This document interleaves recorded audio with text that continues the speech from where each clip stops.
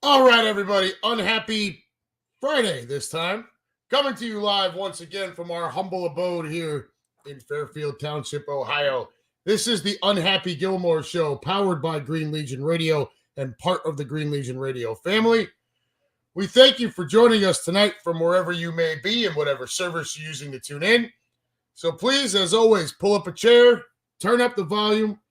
I try to be loud enough there so you don't have to, but just in case, turn up that volume. If you're still stuck at work on this Friday night, see if you can use the company dime to have a little fun with us. Or if you're already out and enjoying the weekend, crack open a cold one if you have the opportunity.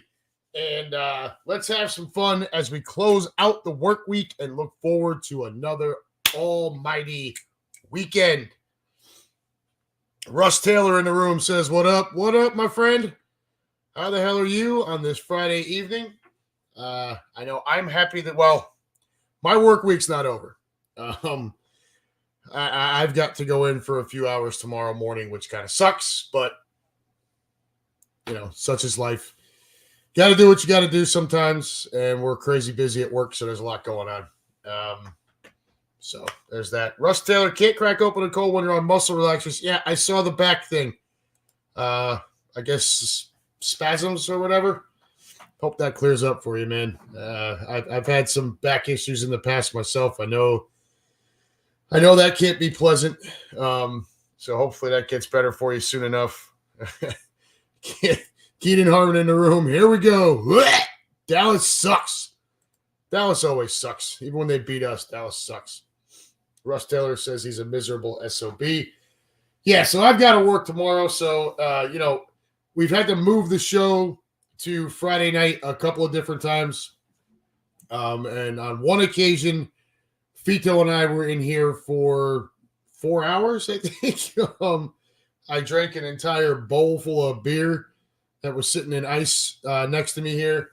The second time I was drinking, but wasn't for nearly as long. So you're not going to see that tonight. That's not going to be Russ Taylor 4 hours. Yeah, Russ hung with us the entire time. So that's not going to happen tonight. I do have to, we're going to do the show, and then I'm going to, kind of wind down for the evening and get on to bed. I got to get up, get into work tomorrow. And because a rock was nice enough to fly up and smack into my windshield a few days ago, kind of right in the middle where it was blacked out and the rearview mirror was there, I couldn't see where it hit. And then over the last couple of days, a crack in my windshield come down and started going across right in front of me, in front of the driver's side.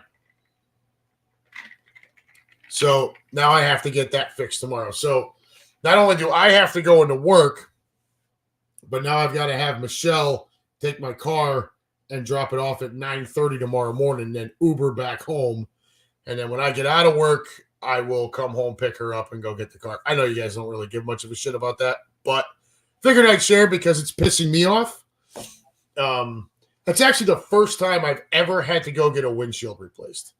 And I'm 44 years old, so I've been driving for nearly 30 years. Yeah, pain in the ass. Yeah, Russ Taylor, that sucks. What type of car? Cold weather. So I drive a Hyundai Santa Fe. And literally this morning, because the cold weather outside and the heat inside, I could literally, as I was driving to work, I could see the crack moving. When I would look down every few seconds or so, it would be further across. So it wasn't something I was going to be able to put off until after the holidays or something. It just needs to get corrected. The real bitch of it is it's a $500 deductible. No free options for me here. So Merry Christmas to me. I've got to spend an additional $500 to get my windshield fixed tomorrow. Last year, I got a speeding ticket right before Christmas, and I tore that cop to shreds. I was, maybe a mile or two an hour over the speed limit, and he pulled me over and actually wrote the citation. I'm like, you've got to be kidding me. So, yeah, Russ, I get it. So around $1,100. No, it'll just be $500 for me. That's my deductible. So $500 is. There are certain situations out here where you can get one free one, but unfortunately, I didn't qualify for that. So that is what it is, unfortunately. So that'll be my day tomorrow. The idea is to leave work at 11:30 tomorrow morning, get back here, pick up the wife, head over, get my car, and be back home and on my couch in time for kickoff. We got 3 games tomorrow. The early one is Minnesota coming here to Cincinnati to take on the Bengals in what has turned into kind of an interesting matchup because, they're not, neither team is really out of it yet, right? There's the upper echelon of teams. You're Baltimore, and the AFC side, you got Baltimore and still Miami, even though, the bad loss the other night. But then behind that, Kansas City, and then there's just this massive group of 6-7 or 7-6 teams. So there's a lot of teams. And Cincinnati, I think, is like 10th or 11th in the conference right now, but they're not out of it. Because everybody's so grouped up there. It's not all that different on the NFC side. You have San Francisco, Dallas, and us, and then Detroit kind of one rung below that, and then a bunch of just mediocrity. So there's a real bunch. Like if you look at the NFL standings, there's a whole. You can really see haves and have-nots. At this point in the season. So yeah, tomorrow. I'm sorry, am I mistaken? That's Sunday schedule, right? Yeah, got Minnesota at Cincinnati tomorrow at 1:00. The line is Cincinnati by 3. That's on NFL Network. I don't know. Look, I think Cincinnati's got the better roster. I think their backup is probably better than Minnesota's third string. So we're going to find out. At 4:30, and those are 2 7-6 teams, Minnesota and Cincinnati. 4:30, you got Pittsburgh and Indianapolis. Also, both of them 7-6. And then the 8:15 game is Denver at 7-6 at Detroit at 9-4. So, just a couple of weeks ago when Burrow went down and Cousins went down and, Indy was kind of flopping around. Pittsburgh looked like a big fluke. And Denver was in the crapper.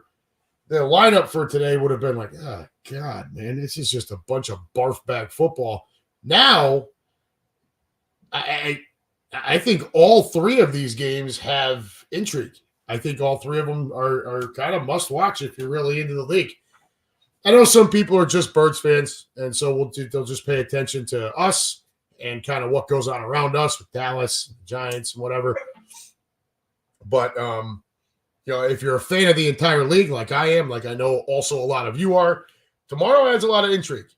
So I would be tuned in. It should be a fun afternoon and evening of football, and then leading into Sunday, where we don't have the Birds, which makes for a relaxing Sunday, anyways.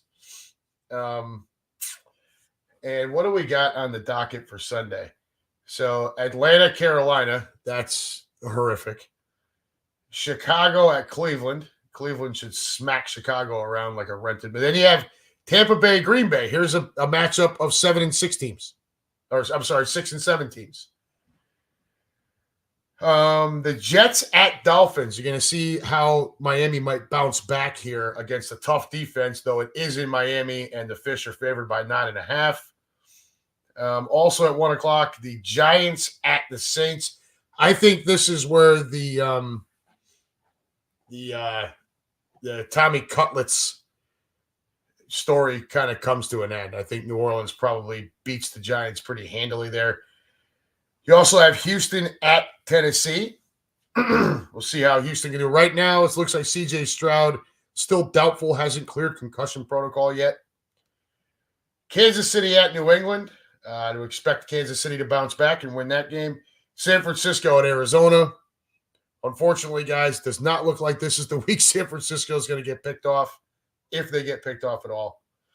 And then your 4 o'clock games, you have the Commodes at the Rams. Rams, another 6-7 team. And the 8:20 game is Baltimore at Jacksonville. That should be fun. But the real game that we need to pay attention to, the biggest one for us, and really the game of the week, is going to be that the Dallas at Buffalo game at 4:25 on Sunday. That's the one we should all be glued to. Look, am I rooting for Arizona to beat San Francisco? Of course I'm rooting for Arizona to beat San Francisco. I mean, it would be great. But reality? I mean, you can't possibly think that's going to happen, can you? Now, granted, none of us thought Arizona would beat Dallas earlier in the season either. But that was kind of, I think, obviously before Dallas hit their stride. San Francisco's fully healthy. They're clicking on all cylinders. The Cardinals are not a very talented football team. And, you don't go 3-10 through 13 games by being a good football team. And it's quite possible that San Francisco is the best team in the NFL. Yeah, I said it. Okay, you can throw Rotten Tomatoes at me, you can holler at me, you can swear at me, you can scream at me, you can hate me for it. But what you can't call me is a liar. Okay? When you take a look at it, coming into this season, what were we looking at? We were looking at everybody. The Eagles are the number 1 team in the NFC, right? Okay. Our biggest competition, supposed to be Dallas and San Francisco. This is something that our friend Dave Conant and I talked about just a couple days ago. And what I had said was that was the way it looked like coming into the year, right? Well, as the season started to unfold and teams started to round into what they were going to be, I think it became kind of obvious that Frisco looked much more the part than we did, okay? And all of your pundits and experts and whoever you want to talk to, whoever you want to listen to, all said the same thing, that San Francisco was the best team in the NFC. And I was okay with them saying that. Much like most of you, I kind of like it when people hate on us and, they don't believe in us and whatever. So I'm like, fine. You want to call San Francisco the best team in the NFC? Great. They're the best team in the NFC. Whatever helps you sleep at night. And their biggest competition is supposed to be who? Dallas and Philadelphia. Well, San Francisco's now played Dallas and Philadelphia. And they've won those 2 games by a combined score of 84-29. We have played Dallas and San Francisco over the last 2 weeks, and we've been outscored 72-32.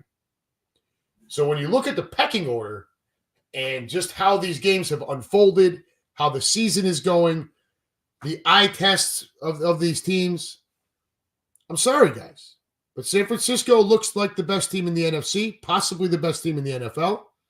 And as far as the NFC is concerned, Dallas looks better than we do. It is what it is. Now, the good news is Dallas has a rough road down the stretch here. That starts on Sunday.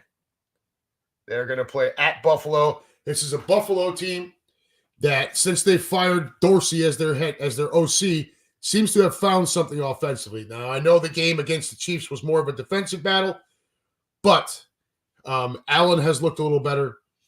and the offense overall has looked better.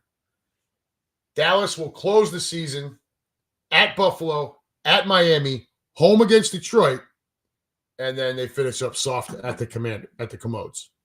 But these next 3 weeks, guys, specifically the next 2, because they're on the road, at Buffalo, at Miami. Okay? Those are 2, well, at least Miami record-wise is, near the top of the AFC. Buffalo, if they can continue on their stretch here, they are also going to get right back into the conversation of a contender for the AFC title, right? They've been right there the last few years. They've slipped back this year, which I thought was going to be the case. So did Quimby, so did a lot of others. But now these last few weeks, they seem like they've found something, all right? And they're also, just like the Cincinnati Bengals, the Bills are backed into a corner, okay? Everything's a must win. They are literally playing playoff games right now. And unlike Cincinnati, the Bills still have their superstar quarterback in Josh Allen. And we saw what that kid can do when he paid us a visit to Philadelphia just a few weeks ago. So when he's right, he's a massive problem. Dallas, for as great as they've looked, they've beaten 2 teams with a winning record all year long. Us, and who was the other one? I'm sorry. It was us. Well, I mean, you want to look at the Rams and the Seahawks, they're kind of around 500 teams.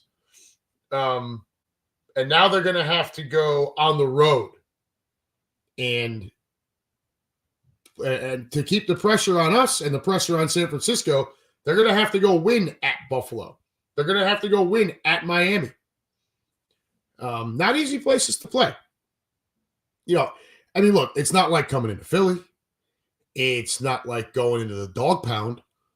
But it's not – road games are tough. Road wins are special.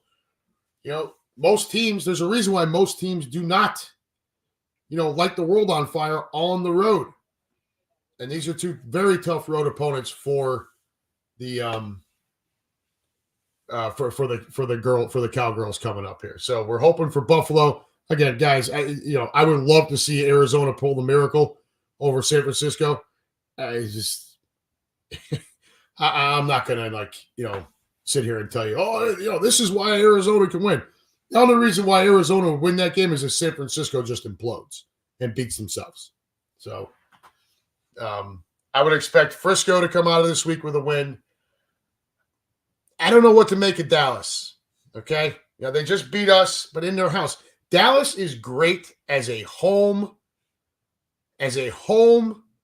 favorite, as a heavy home favorite. They are not so great when they have to go on the road, play a tough opponent. Now they fit, their offense played well in Philly, but we ultimately won the game. Flip it over, we go to Dallas, and they manhandle us. Look, some of that is the way the Cowboys are playing.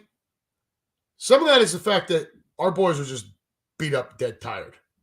And when you look at the stretch of games that we've been on, I'm going to get to the room here in just a minute. When you look at the stretch of games the Eagles have been on, and this is not an excuse, but I want you to take it as a reason to why this team looks so exhausted. So we play Dallas at home, beat them, then we go into our bye week. Okay? Now we come out of our bye week, and we're at Kansas City. Now, it's after the bye, but Kansas City was also coming out of a bye, and they're at home. After that, we come home. We play Buffalo. 6 days rest. Okay?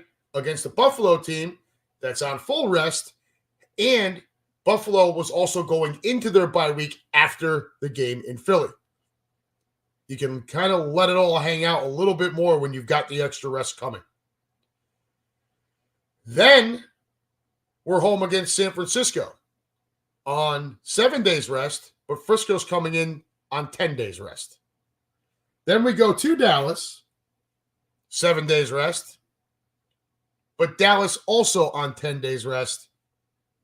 in their house. So, yeah, and Russ, the 3 games in 13 days, I mean, when you look at the difference in the amount of rest in between the games versus the teams that we were facing on, who had additional days rest, I'm not going to call it unfair. I mean, hell, look at the Giants. 7 of their first 11 games this season were scheduled on the road. That's brutal. This was our brutal stretch. We were able to beat Kansas City and Buffalo. We lost to San Francisco and Dallas, and didn't just lose to those two, but got absolutely annihilated by those two combined.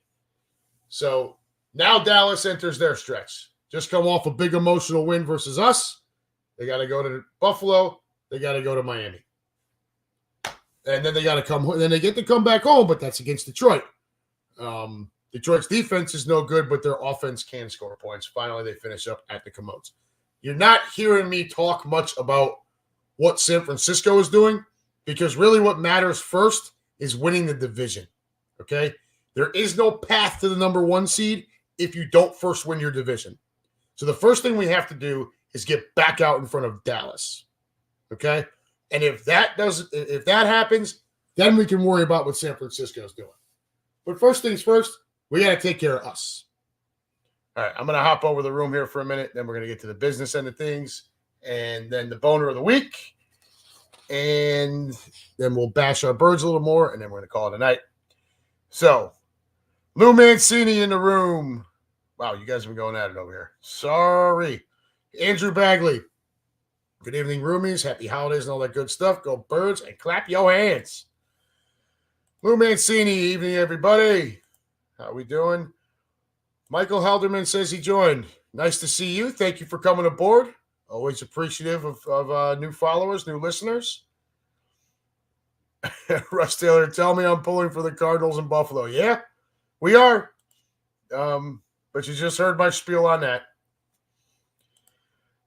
Maybe the Cardinals, if they're close, they can call Comanche to win the game on the last play.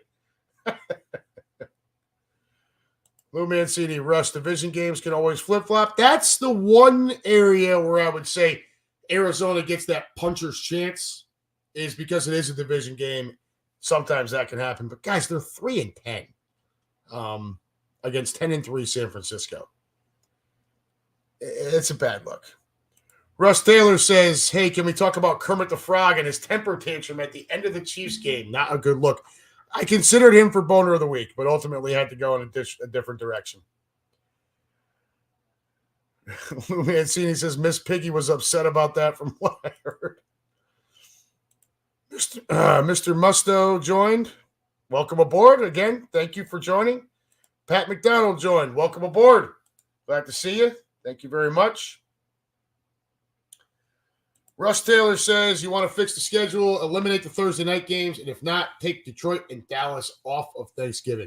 I agree with the first half of that. I do not agree with the second half.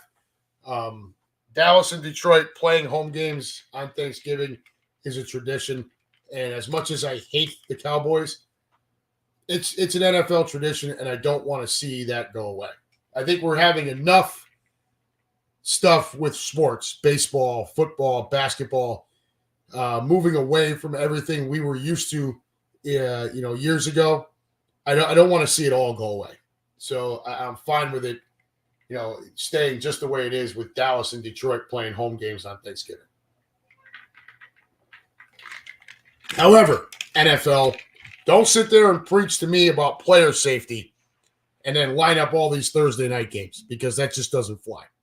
That's a crock of shit, and we all know it. Lou Mancini says that Jets loss is big right now, and it is. It is. It's huge right now. It just sucks. Russ Taylor, I think it is a competitive advantage knowing when their Thursday game is. Yeah, I could see that. I could see that. But they also throw a night game in there now, which we don't know who that's going to be. And the opponents, I get it. But again, it's been that way for however long. And it's not, what has it done for Dallas since 1994, 1995? Nothing, right? In the grand scheme of things, it's really not done much for him. And it's certainly not done shit for Detroit. Andrew Bagley says, exactly, this is why I hate Thursday night games on stream and off regular TV. Yeah, and it looks like Al Michaels is going to be riding off into the sunset here soon. Things not going well there. All right, let me get to the business end of things before we have some more fun.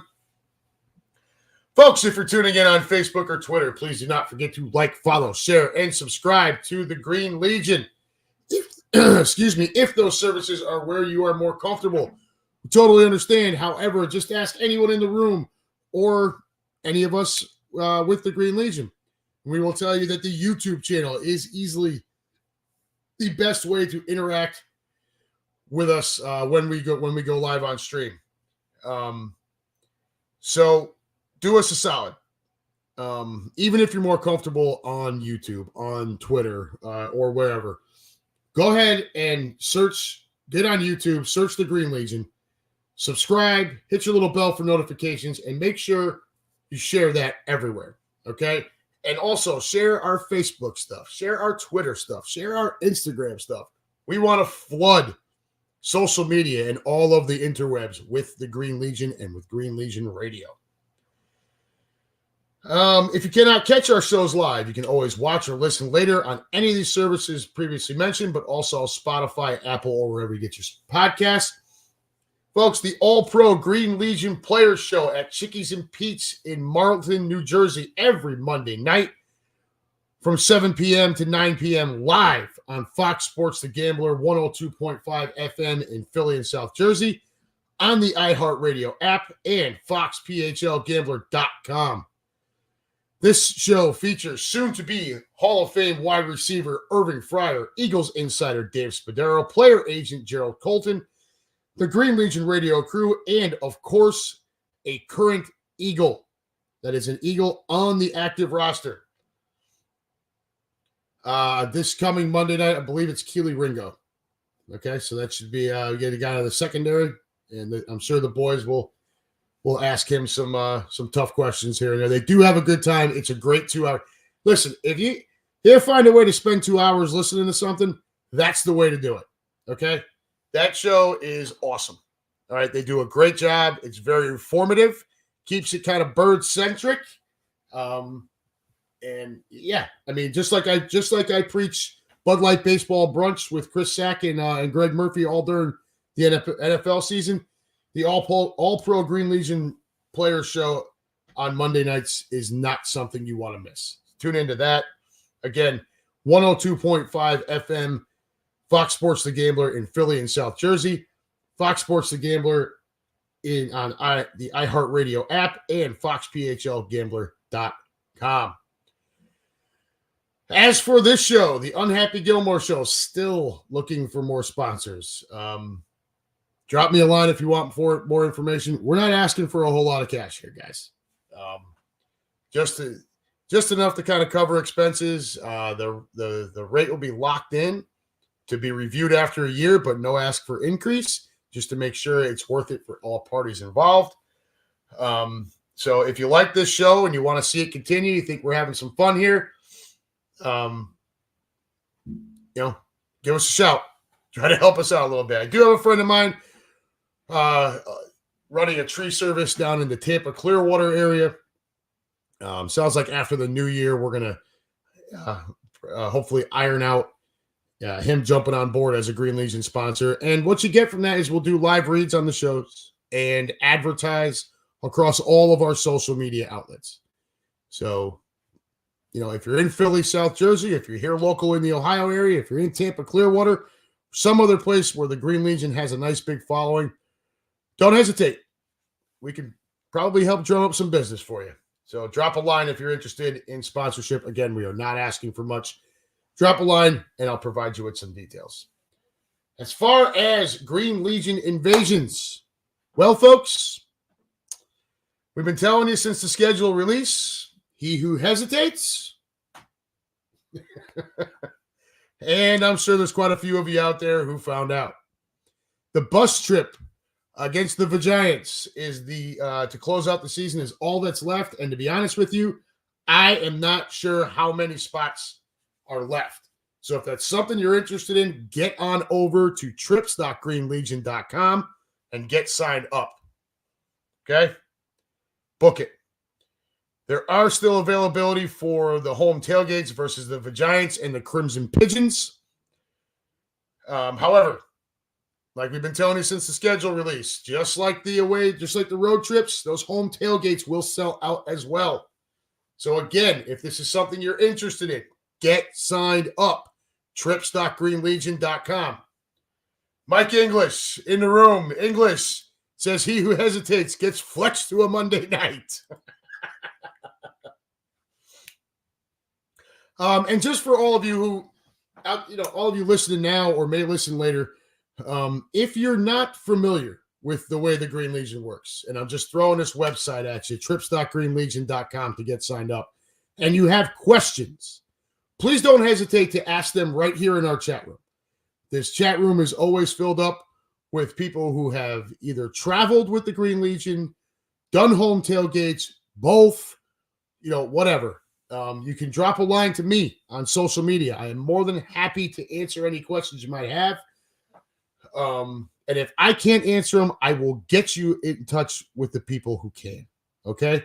We want to, we want to get more and more people out on the road with us. They're in Philly at the home tailgates. It's generally speaking, it's a 4-hour, all you can eat, all you can drink tailgate. And we'll feature the hour-long Green Legion Radio pregame show for Fox Sports, which is always a fun time. I know when I'm on the road with the Green Legion, I'm generally speaking co-hosting with Quimby and Captain Demps or Irving Fryer or both or whatever. So it's just a lot of fun, and you really don't want to miss out on it. So, guys, if you're hesitant or you don't really know what it's all about and you've got questions, come on and ask. And I'm sure you will find all of us who will be more than willing to help you. And if we can't, we know someone who can. All right. As for our Midwest Eagles Nest here, any of my folks here in Ohio who may be listening, just a reminder, the Back Porch Saloon, where we gather every week, is closed on Christmas Day. So we will not be getting together for that one. And honestly, it's Christmas Day, guys. Enjoy the day with your families. However, I do want you to give up just a little bit of time for us. We will be going live on our own YouTube channel, in our own Facebook group, etc. And you will have the option to join the live stream, just like I provide to the folks here usually Wednesday night, to join in the show and talk to us, ask questions, participate, whatever. The idea is we're not going to be able to get together for the game, and it's Christmas. But I would like to talk to all of you. So figure we play I think it's a 4:30 game on Christmas Day. So we'll plan to do the stream sometime during the game, and hopefully a few of you can join in. Say Merry Christmas. Let's go Birds. What we're looking forward to, how our Christmas is going, what kind of awesome food everybody's eating. Maybe going live for an hour or so, and then we'll shut it down and enjoy the rest of the holiday evening. But one thing, no, we are not streaming the game. Okay, that's not going to happen. So let's just get that out in the open right now. But I would like to see you guys for my Midwest Eagles Nest crew out here. It'd be great to see you on Christmas. Until then, I will see you all on Monday night against the Sea Chickens. All right. That's the business end. Let's hop over here for just another minute. Lou Mancini, Andrew Bagley, YouTube it, bro. It's the best, my friend. Russ Taylor, he recommended sponsors here. Chico Bail Bonds, Little Bo Peep. And then we've got a bunch of people, Lou Mancini, David Califoot in the room. Got to be tired as all hell. Oh, my God. Hands down, best tailgate. And it is. Nobody throws a better tailgate party than the Green Legion. It just doesn't exist. Conman 7724. Introduce yourself, my friend. Not quite sure who you are. He who hesitates does not get fruit cup. What else here? Keenan says we'll be tailgating on Christmas. Yeah, well, if we were in Philly, we'd be tailgating too. But I'm out here in Cincinnati, so smaller group, smaller amount of people. The place that we gather at is closed on Christmas Day, so I'm not going to try to shift it to another place that might be open. Want everybody to enjoy the day with their families. Bala joined. Hi, nice to see you. Thanks for joining. Appreciate you coming on board. Hope you're enjoying yourself. Hope you're enjoying your Friday night. What else? Okay. So right now I am going to post. I'm going to post our StreamYard link right now in case anybody wants to join in.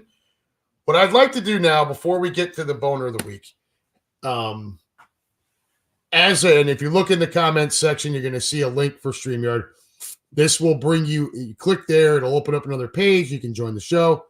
And I'd see you kind of pop into the virtual backstage and then bring you on to screen here for us to chat. If not, that's okay too. But I want to throw it out there and just give you the opportunity. And there he is. I was hoping you'd drop in tonight. Lou Dominguez. Hey, everyone. It's newly engaged. Newly engaged. For those of you that don't know, and you'd have to be living under a rock to not know it by now. Yes, Mr. Lou Dominguez Jr. popped the question to Ashley during the Miami Dolphins game this past week. And surprisingly, she said yes. Lou, we couldn't be happier for you. Let's have that big Green Legion Radio congratulations to Lou and Ashley on their new engagement. Sorry the game didn't work out the way you guys wanted to, but hey, I think you both came out as winners that night, regardless of the way the fish played. So congratulations to both of you. You certainly kept us waiting long enough. I know it's a big relief for Chris Sack. Now we get to bust you guys' balls about when's the date. But congratulations, my friends. We absolutely could not be happier for you. And, looking forward to the save the date and all that stuff. I don't know what I'll send. I don't know what I'll get you for a gift, but it'll be something funny for sure. You can bank on that. Again, congratulations, everybody. Say congratulations to Lou and to Ashley. Just an awesome couple, and who I've had the distinct pleasure and to call my friends. So I love the reaction from Ashley. One of my favorite videos that I saw that night was the little kid who thought the camera was on him. And then the look on his face when his mom was telling him, yo, dude, it ain't about you. They're getting engaged. That was priceless. Lou, if you notice, the kid right at the end of the video before it stops, he does take a look at Ashley's backside. I happen to pick up on that. So good job, guys. Congratulations. All right. So what I would like to talk a little bit about, we say he who hesitates, and it's about, the Green Legion trips and everything. We've kind of briefly touched on 2024. And as the regular season's coming to an end, the postseason's going to come up, and we don't know what that'll bring. I do want to touch a little bit on, 2024, getting out on the road. Okay. All right, before we get to the boner of the week and our birds and calling it a night. Once every 8 years, the birds come here to Cincinnati. Okay, and 2024 is one of those years. Now, I moved out here in 2006, so I've seen the birds here in 08 and 16. 08, I think if you remember back, that was the game where we tied. And then the post game, the Donovan McNabb had the nerve to announce to the world that he didn't know that a game could end in a tie, adding insult to injury for coming in here and tying the Bengals. In 2016, this is Carson Wentz's rookie season. Green Legion came out here and tailgate at the Holy Grail. The weather was miserable. It was also But so that first time in 08, it was like 5 degrees, just brutal, miserable cold. In 2016, it was cold and kind of rainy. Wentz's rookie season, this is after Lane Johnson was out and the season got derailed. And we got bludgeoned. I think it was like 34-16. And it just a brutal afternoon, to which at the end of it, I remember Quimby telling me that he would never come back here again. Well, thankfully, we won the Super Bowl the following season. And, business kind of takes off from there for the Green Legion, right? Not that it was doing bad before that, but certainly an uptick. And now you have an Eagles team that should remain good next year. The Bengals will have Joe Burrow coming back next year. So they should be good. It should be a competitive matchup. There should be enough interest for, the Legion to come back out again. And we're looking forward to it. So I will tell you, it's my intent to work that entire weekend for Quimby and Steph and the Green Legion. I did that in Kansas City a few weeks ago. Very much enjoyed getting bossed around by Sam and Steph. And the good news for Q is he doesn't even have to cover a hotel cost for the whole weekend for me because I live here. I can just commute down. And I say not the whole weekend, maybe a night or two, but definitely not the whole weekend. I can tell you for this one, we are definitely hoping for an early season game. Preferably no later than like mid-October before the weather starts to turn here. Things get cold.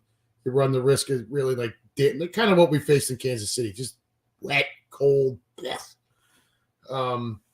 Also, obviously hoping it's a Sunday game. I do have a breakfast bet with a coworker of mine that it's my belief that due to the Joe Burrow versus Jalen Hurts, both teams still being good, I do believe that this game will be either a 4 p.m. national game or a primetime game, either a Thursday night, Sunday night, or Monday night. He believes it's likely to be played at 1 o'clock because he just thinks that the league and the networks kind of crap on the Bengals. I will tell you, I'd love to lose that bet and the game be at 1 o'clock. I just don't see it.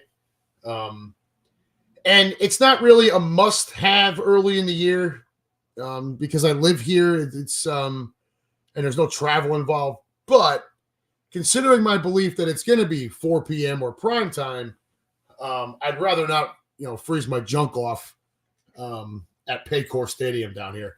And if you've ever been here, it's kind of a dump. It's not the greatest stadium.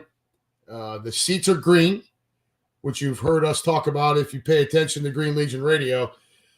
You've heard us talk about green is the stock color for stadium seating. You have to pay a premium to get it a different color. So Mike Brown down here chose not to get black and orange. He kept it green, and he tried to fool everyone by saying it's the jungle. My ass, you're just a cheap freaking owner. But yeah, I'd rather not freeze. The warmer the weather, the more folks may come out for that game. So, we always want more people traveling with the Green Legion. And again, I'm going to shout out to those of you who may or may not be listening from my Midwest Eagles nest out here. I expect a strong showing from my group, okay, for at least the tailgate only option. I understand living here, a lot of you are going to have, a line on tickets. Some Bengal fans, this, that, the other. I get it. But at least the tailgate only option, you're going to do old unhappy Gilmore here a solid for that, okay? And, I'm likely to be at the Holy Grail again. I did mention the Back Porch Saloon. You just got to keep in mind that we're a half an hour north of downtown here, where the Back Porch is and in this area, which means, if you were to do the tailgate and everything up here, then Green Legion has to get buses to get down to the stadium. Whereas if everything takes place right there in downtown, you walk to the stadium. It's not a must-have for buses. So logistically, doesn't make a whole lot of sense to do the festivities up here. Although talking to Steph, I think we may try to talk into one night up here in our area. We'll see. A little less than a year before he plays. I don't even know what the hell the date's going to be yet. But that's what I expect out of my Midwest Eagles nest. At least the tailgate option. Like, come on, 4 hours, all you can eat, all you can drink. You'll get to see my crazy ass up on the pregame show with Q and whoever else will be on the trip. I know Captain Temps will be there. He's there on every trip. Always great to see him. But moving past that one, as I've stated a number of times, the number one destination for us next year on the road, New Orleans. Easily New Orleans. And I say that knowing that Tampa is also on the schedule, that there's a possibility of the Rams. So that's LA again. There's the possibility of San Francisco. I get it. And if New Orleans doesn't work out, then it's not like you have to twist my rubber arm to go back to Tampa or to Frisco or LA either. However, Michelle's only been to New Orleans once, very briefly, for a bachelorette party a long time ago. And I personally have never been to New Orleans. Okay? The two of us, we've been enjoying the Green Legion as a way to do an adult trip every year. Get away from the kids for 4.5, 5 days, whatever it is. And the idea is to go somewhere we've not been yet. Selfishly, I have a lifetime goal of seeing every Major League Baseball team and NFL team play a game in their home park or stadium. And I'd like to keep checking those off the list. Understanding that Cincinnati, I've already been there. But when it's right here in my backyard, of course I'm going to go. But yeah, New Orleans is number one on the list. If for some reason none of those places work out due to the dates that the games are scheduled, then I guess it'll just be Cincinnati for us next year, though I have a hard time believing that would happen. So yeah, that's where we're at with 2024.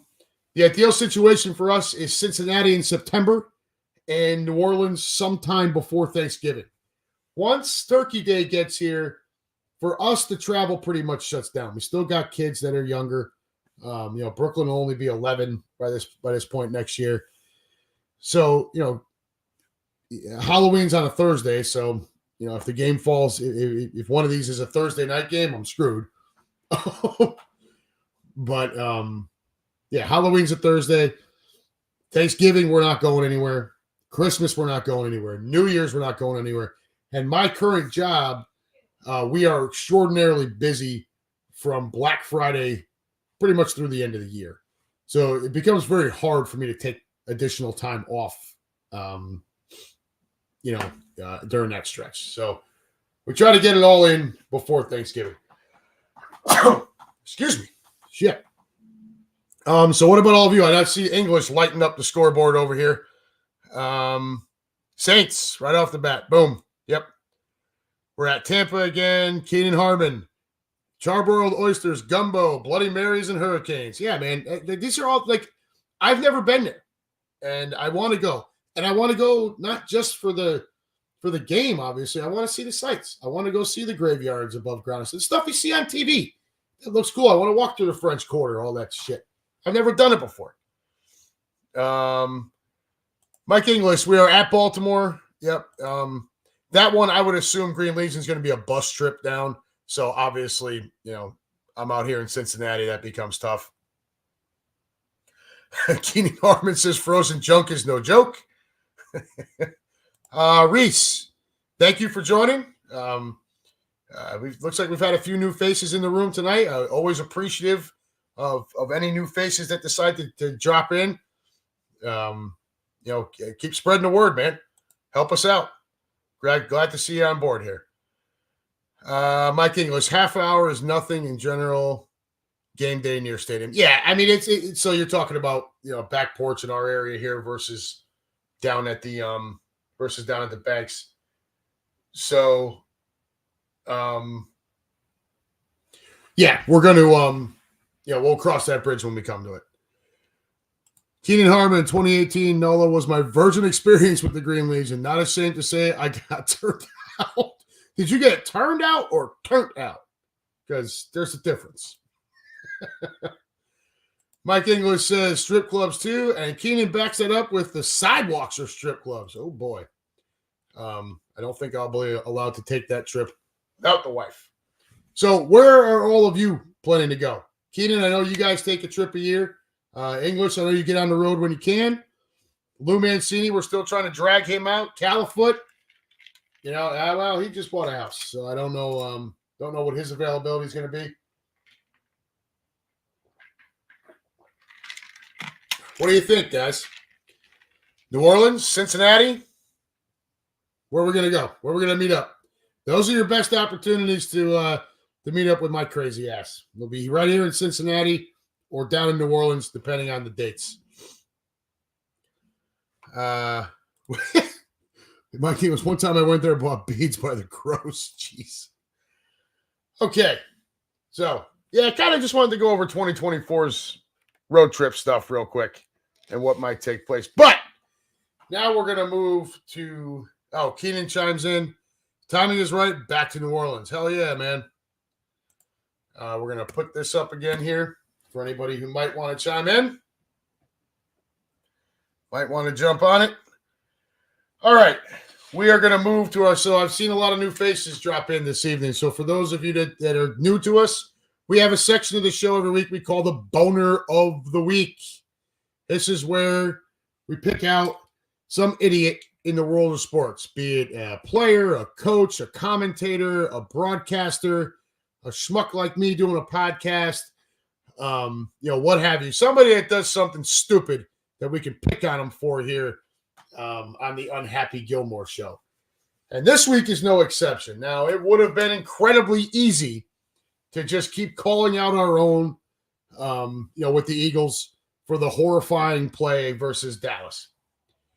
Jalen fumbles and looks confused in the pocket at times. AJ dropping passes. Devontae dropping passes. Both of them fumbling the football.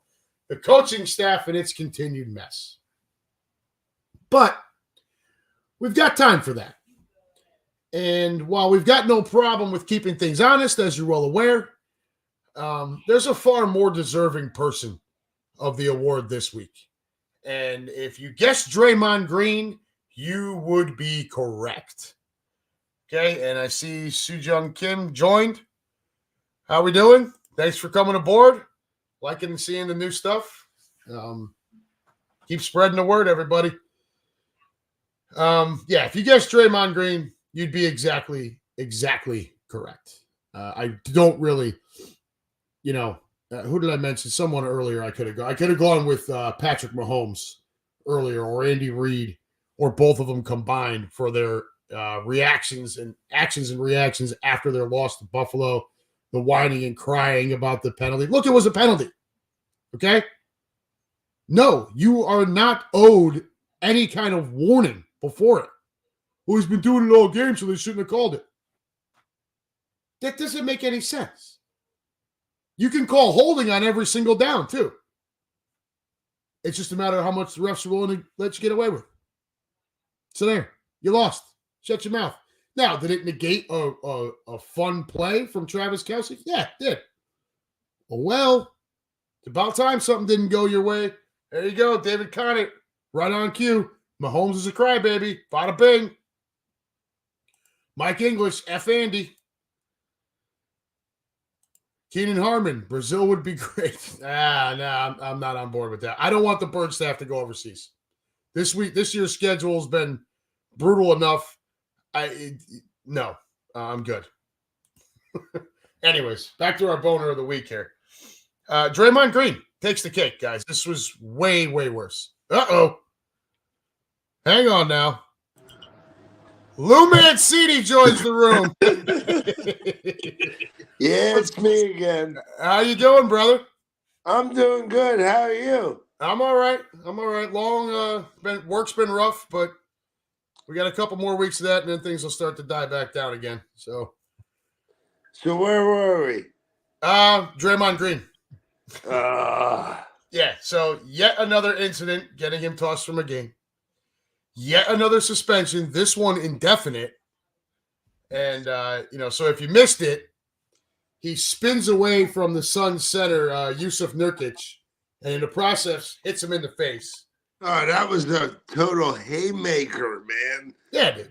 And then then he goes on his podcast and tries that insanely weak sauce apology. Well, I was spinning away trying to sell the call. Dude, if your fist was closed, it was a punch. If he plays basketball again this year, Adam Silver got to go, right? They're saying they're going to try to. Should be an opportunity for him to get help. Look, I don't like Draymond Green. I've never liked Draymond Green. I think Draymond Green is a loudmouth, fake tough guy. That's my opinion of Draymond Green. You know what I think about him? He doesn't mess with anybody. That's a tough guy. I would like to see him go after Markieff Morris from the Sixers now. Yeah. North Philly guy. It's just bullshit. It is. He's a loudmouth trying to project himself as a tough guy. And I agree with you. I would love to see him actually come across an actual tough dude and try some of this nonsense. I mean, throughout Draymond's career, I've heard the same thing, that he's this generation's Dennis Rodman, which I find ridiculous. I find it absolutely ridiculous because Dennis Rodman would eat Draymond's lunch and spit it out the other side. So would Rick Mahorn. Bill Lambier. Yeah, all of these guys. Look, Draymond Green is a sideshow clown who's trying to me, it feels like he's trying to cling to being relevant while his Warriors dynasty is over and he's exposed for the things he can't do on a basketball court. That's my opinion of him. He might have a million followers, but I think he's a bum. He's an absolute bum. He honestly, if he plays again this year, I think the NBA should just get rid of Adam Silver. Adam Silver. You just look at that guy. Does he look like the commissioner of anything? No, he doesn't. He looks like a dork. He looks like he's the guy that found a dollar store or something like that. There we go. Russ Taylor, perfect right here. Russ Taylor says Draymond Green would have gotten knocked out in the Malice at the Palace. I 100% agree with you. Oh, 100%. Draymond would have gotten smoked. Oh, David Conant, unpopular opinion. I like Draymond. Okay, Dave, you're gonna have to expound on that because I am not a fan. I am not a fan of Draymond Green at all. I don't like the guy. And the reason why I don't like him is because I think the tough guy routine is fake. I think he's just a loudmouth. That's all I think about him. I think he's just a loudmouth. Now, did he have his purpose with the Warriors as kind of that, that Swiss Army knife, could score a few points, grab a bunch of rebounds, play some defense? Yeah, sure, he did. And in that aspect, in today's game, I see where you get the comparison to Rodman. But Rodman was a way tougher dude. Way tougher guy. Oh, yeah, definitely. Draymond Green, like you said, early in his career, he could hit some shots and this and that. And I don't know what happened to him, who he listened to, or why he listened to who he listened to. I think he's only listening to himself. He does his podcast. Like I said, I'm sure he's got 1 million followers, subscribers to it, etc. And I'm sure he doesn't care about schmucks like me anywhere. But I'd personally never subscribe to anything that he does. I don't. Nah. I don't care to hear his mouth. I don't care to see his antics. You want to tell me he's going to go get help? Does he need it? Yeah, he probably does. But is he really going to embrace it? I would doubt it. And even if he did, how long do you really think that's going to last? Probably 2 games. Enough for everyone to say, "Oh, Draymond, you've turned your life around." Then he'll go punch someone else in the neck. So here's Dave Conner. He says, "I get it, but I'd take a million Draymonds over one James Harden. I also think he was a key part of their championships and does the things other guys won't do." And I think that's very fair. But it's not. I'm not comparing him to James Harden. I'm not comparing. Nobody's comparing him to James Harden. The comp has always been to the Dennis Rodman type, and in that regard, it's not accurate. Okay, I guess era versus era, Draymond is kind of that role, but these tough guy antics, dude, it's not fooling anybody with half a brain. He's a jerk off. That's all he is. Lou, you are going to be in for a treat here, dude. Who is it? Hey, Ashley, how you doing, darling? Hey guys, How are you? Oh my God! it's my favorite Lou. My favorite Ash. What's going on, Lou? Hold on, Lou has you in the background. Lou, shut it off. You're like he's delayed and it's annoying. Thank you. Let me see that ring, beautiful. Yeah, where's the ring? Let's see the ring. Oh, hell Like, yeah. I don't even know how to act with it. It's like, okay, I have big hands, but like it's monstrous. How do you even like? Yeah. I'm so happy for you too. You have no idea. We're all thank very happy for you guys. It's exciting. I mean, obviously the Dolphins loss sucked, and I'd be lying to you guys if I didn't come out of there kind of like, dude, Tennessee, at least let us lose against like Dallas or like. No, you can't lose to Dallas. Well, I mean, okay, not for I know for your sake. No, that was a bad comparison. This is an Eagles ring. Oh, hold on, there's somebody. What are you doing, you crazy? What are you doing, creep? Hey, give me that ring. Give me that ring. Give me all your ring. Stop, you psycho. Okay, maybe not to Dallas, but like. I don't want to even say the Ravens, but like Who's left on your schedule, Ash? Okay, so we play New York Jets this week. Then we play Dallas on Christmas Eve. Then we play Ravens on New Year's Eve, and then we play the Bills. That's going to be flexed the last game of the season. It's tough. It's so tough. God. Yeah. Very tough. Even the Jets game's not a cupcake because it's a division game and their defense is good. Yeah, they want revenge on. Okay, here you guys. Yeah, they take. Hey, there he is. Oh God! Congratulations, brother. He's one handsome son of a bitch, isn't he? We got 2 Lou's and a babe. Lou's so handsome now. I've been at him before, but Lou's so handsome. Not you. Hello. Not you. I gotta marry you. Enough out of you. that video of you guys, Lou on your knees with the hat turned back and that dude throwing popcorn. I mean that was listen. You got to put your hat backwards, otherwise I can't kiss her properly. Leave your hat Watching the video and watching you fumble in your pocket like every 2.5 seconds. Oh, dude, it's cracking me up, bro.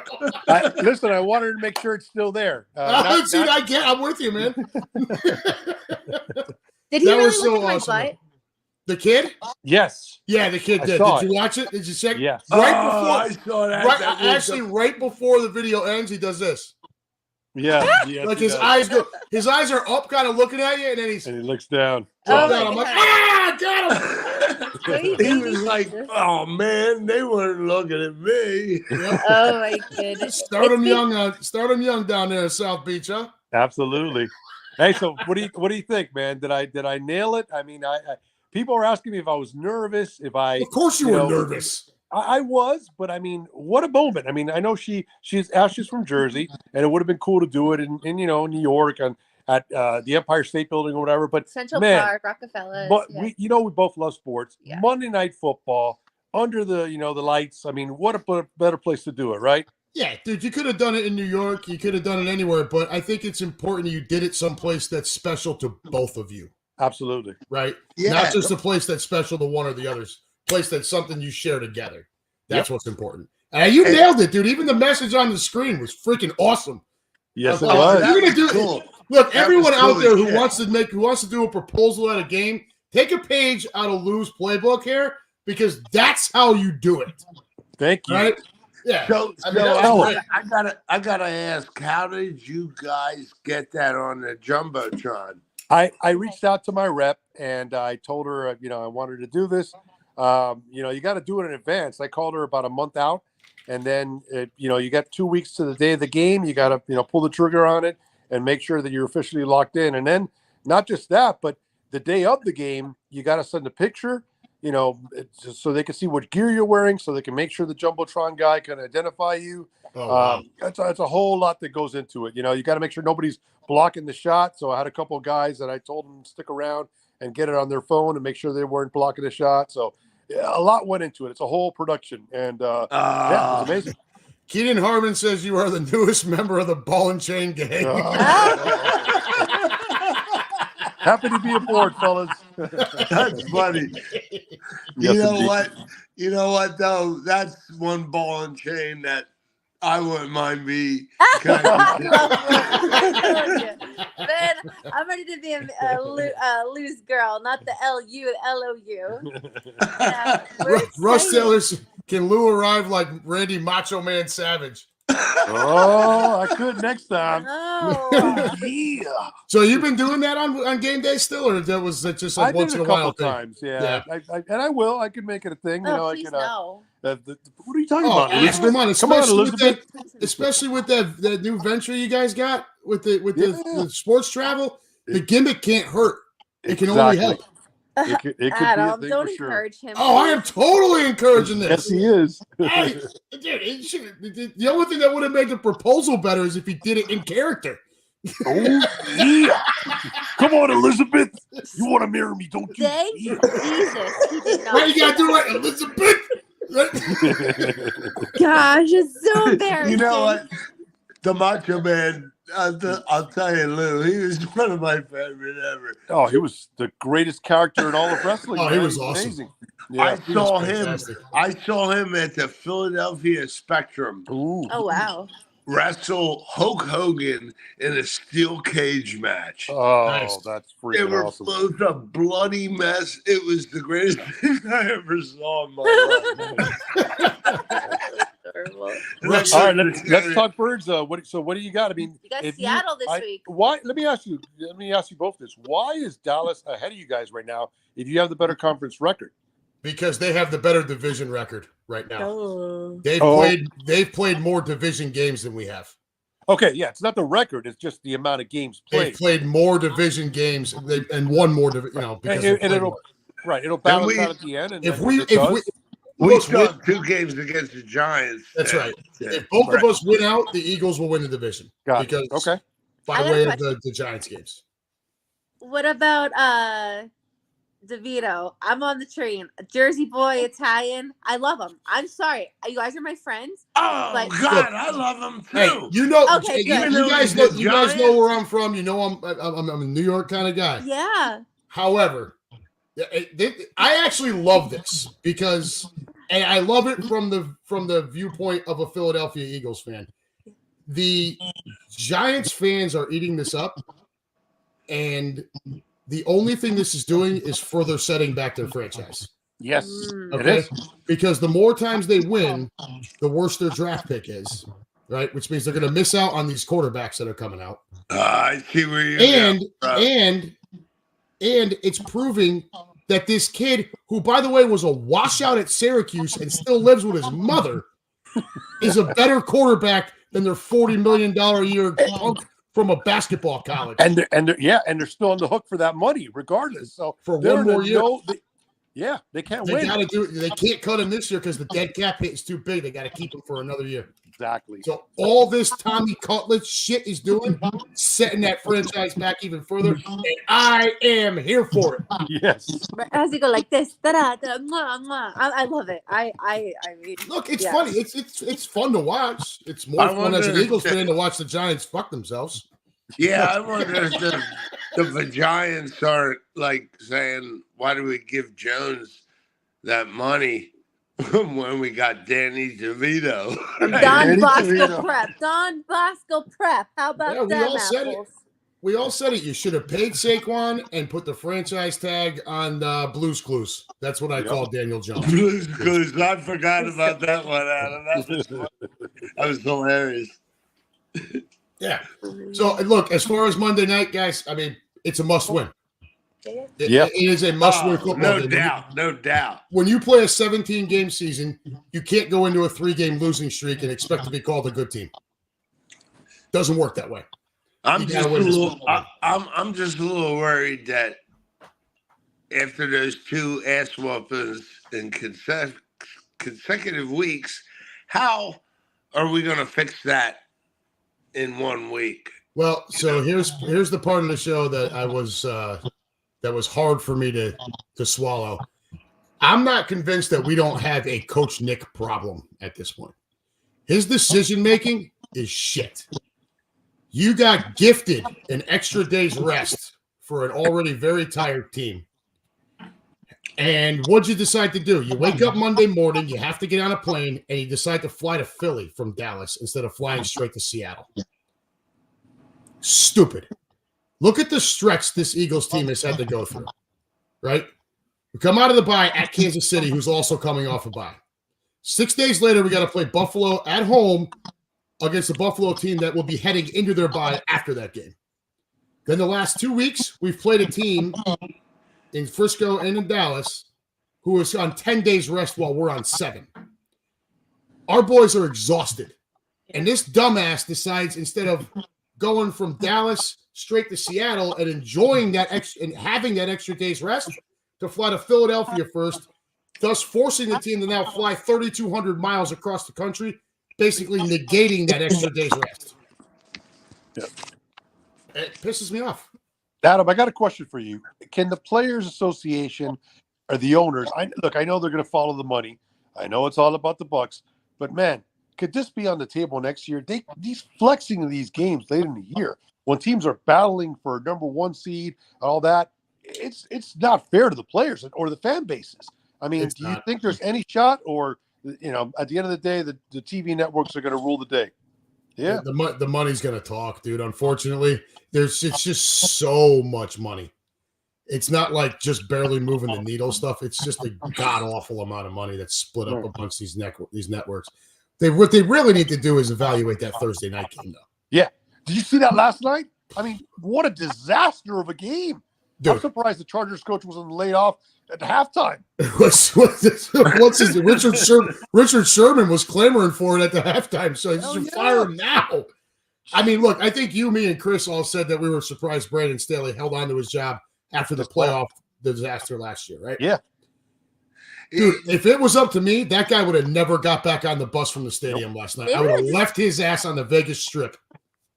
As far as the Dallas game goes, when you come to that defensive line, number one, I think both rookies are gassed right now. They've played more games than they ever played in college, and because of injuries, they've played more snaps than they were expected to. And I think everyone's gassed, Lou. I think everyone is gassed. Fletcher's older. Brandon's older. I don't know. Look at the mistakes on offense. I actually didn't think the play calling was that bad against Dallas. I thought we moved the ball very well. A.J. Brown's dropping passes. Devontae Smith is dropping passes. Both of them, players. You're right. Both of them and Jalen fumble the ball. It's like, dude, we moved the ball fine. Field too. Yeah. It was an ugly. It's been an ugly last 2 weeks. We've been outscored 72-32 in the last 2 games against the 2 teams that are supposed to be our biggest competition in the conference. Sorry. Right now, we are the 3rd best team in the conference. In the conference. Forget the league. And San Francisco might very well be the best team in football. So anyway, yeah, I see as far as like my phone, I see you top left, me top right, and these 2 lovebirds right below us. And I think that is just, you guys look so amazing. So in love. And I'm so happy for both of you, man. This is right. You know what I see, Lou?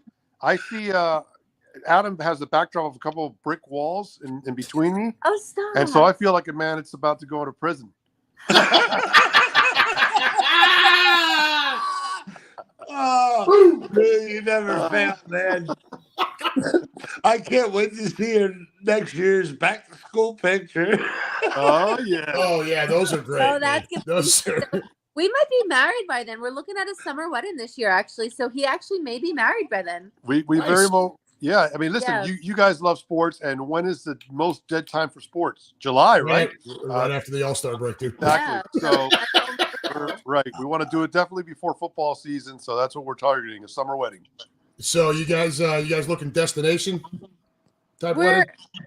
I mean, we're stuck between a few things. Like, obviously, faith plays a big part in our life, so it would make sense to get married in the Catholic Church down here. My 9-to-5 job, I do work for the Archdiocese. My best friend is a priest, so it would make sense to get married at the church down here, and then we want to have the reception in Disney at the Tower of Terror. You want to have the reception at Disney? I don't know. That's not you. Lou wants to go to the parrot. Honestly, I was going to say a Disney cruise or something like that because of your boasts. We love Disney. So, like, I don't know, like, it's not doable, but any Catholic priest is not going to marry you in Disney, like, especially at the Archdiocese, like, they have to get married in a church. So we're just trying to, like, figure things out. We have it ready if we wanted to get married in church. We're going to make the decision within the next few weeks or so. So I'll just throw it out there. I am ordained. There you I know go. you are. As weird as that sounds. Are you serious? It's just I am ordained. They give those licenses to literally anyone. I am living proof. I asked you. Oh my God! Daddy, I thought you were going to. If I ever decide to At the get Holy married, Grail, I'm by gonna all have to At the call you. Holy Grail. I was Holy going to Grail. marry you right underneath that thing right across the street. Remember? Yeah. Right. We almost got married that night. It's Yeah. Cincinnati. Right. Couple more beers. I think I had you talked into it. Yeah, there was. We had such a great time that We night, did. man. It We was didn't a want the night fun to time, end. man. I know. Yeah, that was awesome. Had that not been a weeknight, dude, it would have been totally different. I would have stayed out for however long. But Did we freeze? Did we freeze? yeah, just for a second. Wait, we You're froze. back now. Okay. What did you say? It was probably something good. We missed it. No, I said had that not been a weeknight, I would have stayed out for however the hell long. But Yeah, got to get home and get to work. So of course. We had a good time. yeah, it was fun. It was good to see Yeah. you guys. I can't. I'm glad you joined the. Glad you got your book too with the stamps and everything. Yes, And sign up for that. Yep, I'm at 17. Ashley, I think it's a 14. 14. What are you at? I only count the ones that my boys and I have been to. So Okay, Yeah. all right. So it's 15 for the three of us. I've technically been to 19. 19? I think it's 19. Yeah, because you count Old Yankee Stadium, Shea Stadium, and Yeah. I went to the ballpark in Arlington too before they closed that thing. Yeah. And there's one other one in there somewhere. I don't know. It's in there somewhere. I've got them written down someplace. But my stamps in the book are only the 15 that I've seen with my sons. That's awesome. Makes sense. Love it. Yep. That's what And we then had. you saw they got those four other destinations in there, right? Louisville Slugger Factory, Field of Dreams in Iowa, the Negro League Baseball Museum, and of course Cooperstown. Yeah. We've got 3 of those stamped as well. The only one we don't have is Cooperstown. Well, you forgot my kitchen. What's, You hear that? what do you? I What, said you forgot my kitchen, your kitchen? You got a stamp? Yeah. You got a stamp for your kitchen? so I can cook you something that'll knock your socks off. Oh yeah, Lou's got me on this Phoenixville foodie Facebook page. You should see the outrageous shit these people are cooking. Oh my god! Ah, dude, I'm Makes you not wish your even phone close. was a scratch and sniff. Oh, shit. Leave a post. That's You're the best right. food. I honestly, to be honest, I've licked my phone several times on some of the photos I've seen. That's awesome. I mean, No, Lou, pictures are the best. yeah. That was a little much, but It makes me miss home so much. You're like, Well, this pizza I is guess I'm a little much, right? good. This is so cool, man. I'm so glad you guys joined Nash and Lou. so am I. I mean- I'm glad you guys came in too. All right, so what do we Yeah. got? What do we got for predictions, man? What are the Birds going to do on Monday night? Give it to us. Look, I think this team somewhere in there still has the heart of a champion, and I think they find that on Monday night. And I don't think it's going to be a huge win, but I think we get back on the left side of the column there. Get that 11th win. Keep the pressure on everybody else. We're going to know where we sit come game time. Dallas has to play at Buffalo. That's not going to be an easy game for them. San Francisco's at Arizona. I mean, I honestly Cardinals think are that the Birds got to figure out a way to not start out slow. They got to freaking get their shit together. And here's an idea: run the ball. I mean? Field goals are not enough. Run the ball. We're It's 30-6 under Nick Sirianni when we run the ball at least 23 times. Oh wow. There we go. Run the ball. Do we beat the Ain't Jets? that hard. Do we beat the Jets? Or Yeah, I think you beat the Jets. It's in Miami, isn't it? it is. Yeah, I think you beat the Jets.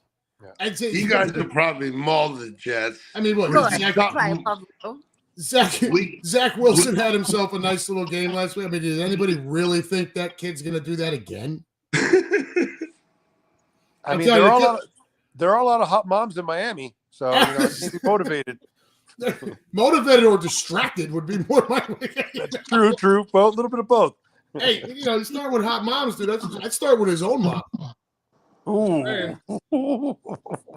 Shots fired. I'm not saying he should. I'm just saying. Okay, yeah.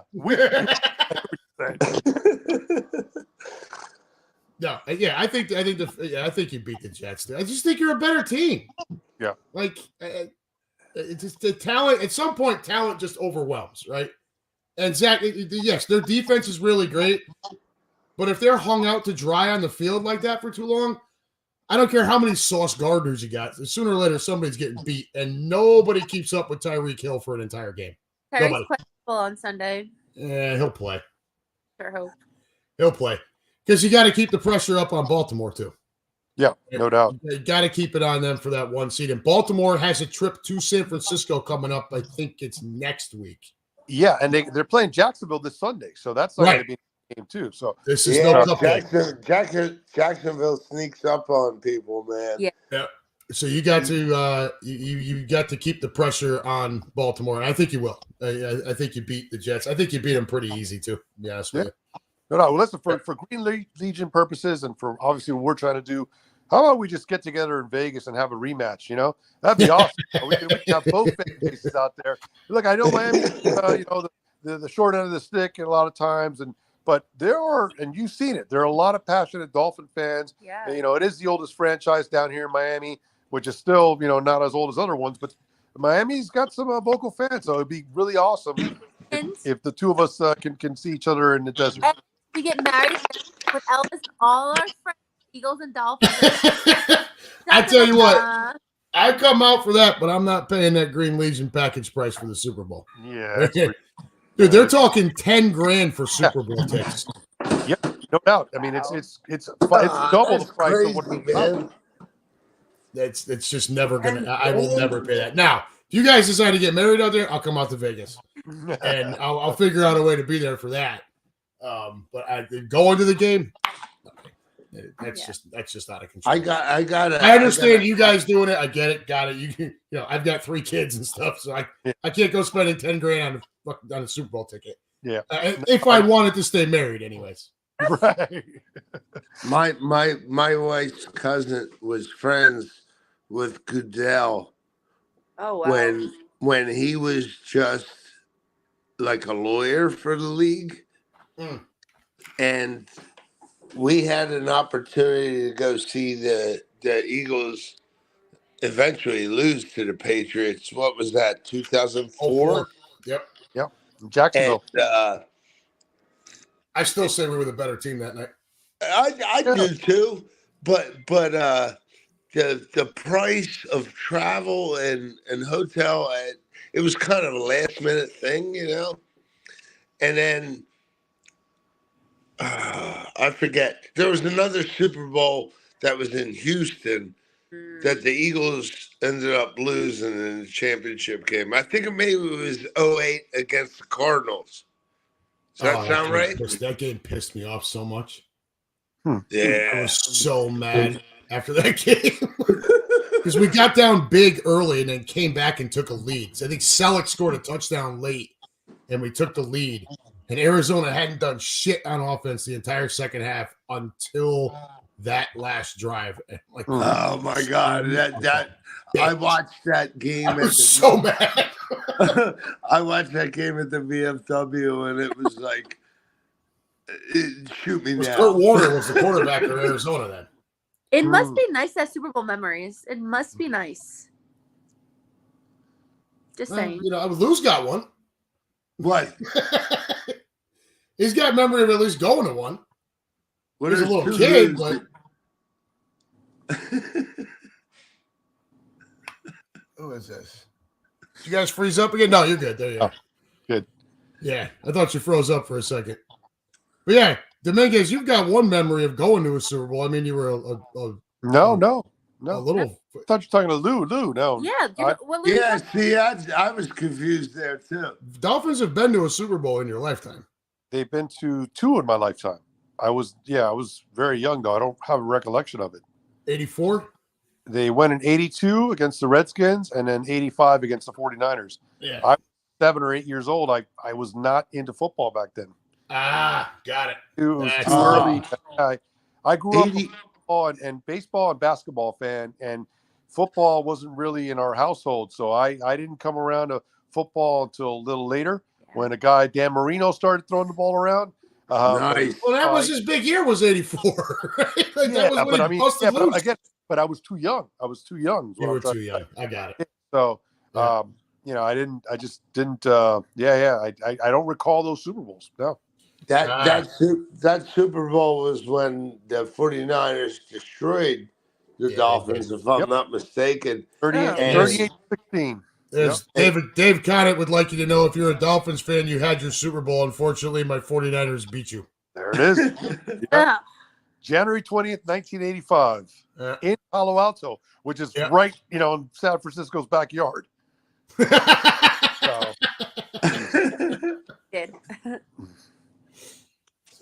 What about you? What do you guys think happens this week? Really, what I'm interested in, what do you think happens in that Dallas Buffalo game?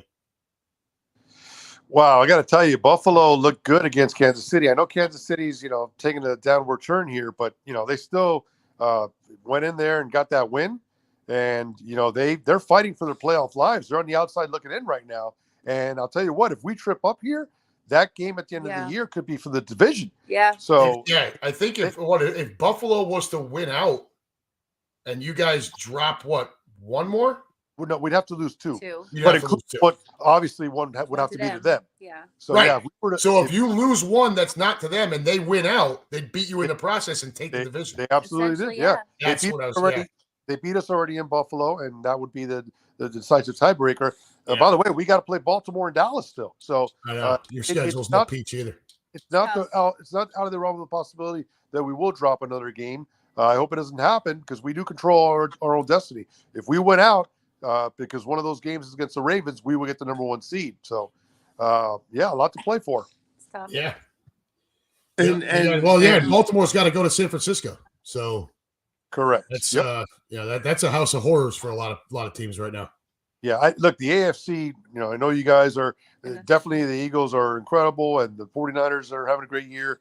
Cowboys are, but man, top to bottom, the AFC, I mean, if you look at the teams that are on the outside, they're 7-6. There's no NFC South in there that they're going to get in with a losing record. The division there. So the AFC has top to bottom a great amount of teams with good record.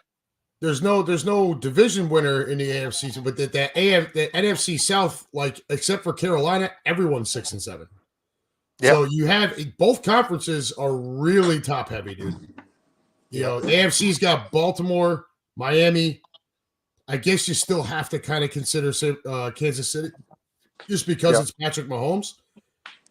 And then Jacksonville's right there with them, but then after that, it's just a whole mess of 7-6, 6-7. The NFC is not much different. You've got San Francisco, Dallas, Philadelphia, Detroit, and then a bunch of 7-6, 6-7 after that. It's just a hodgepodge of shit underneath those top three seeds. Wasn't it last week that there was like 30 teams still technically alive? Look at Buffalo. Buffalo right now, I think, is the 10th or 11th in the AFC. But if they win this week, they jump like, I don't forget how many spots they jump.